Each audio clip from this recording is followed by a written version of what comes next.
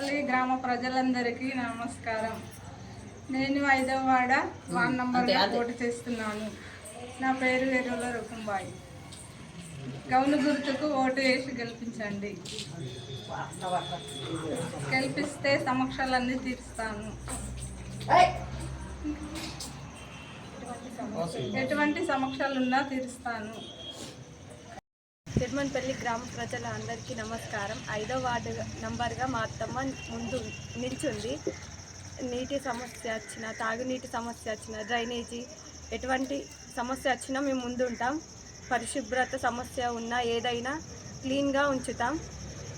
దయచేసి గౌను గుర్తుకు ఓటేసి గెలిపించండి. Thank you. గౌను గుర్తుకే మన ఓటు.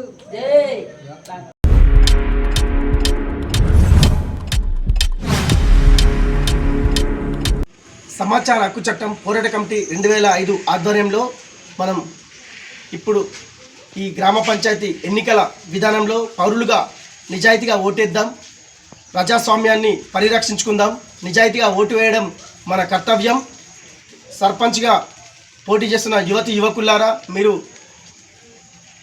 చట్ట ప్రకారం మీ గెలుపు కోసం కృషి చేయండి. అంతేగాని ఓటర్లను ప్రలోభ పెట్టే విధంగా బీరు, బిర్యానీ, సారా ప్యాకెట్లు పంచి ప్రజాస్వామ్యాన్ని అపహాస్యం చేయకండి. నిజాయితీగా ఓటు వేద్దాం,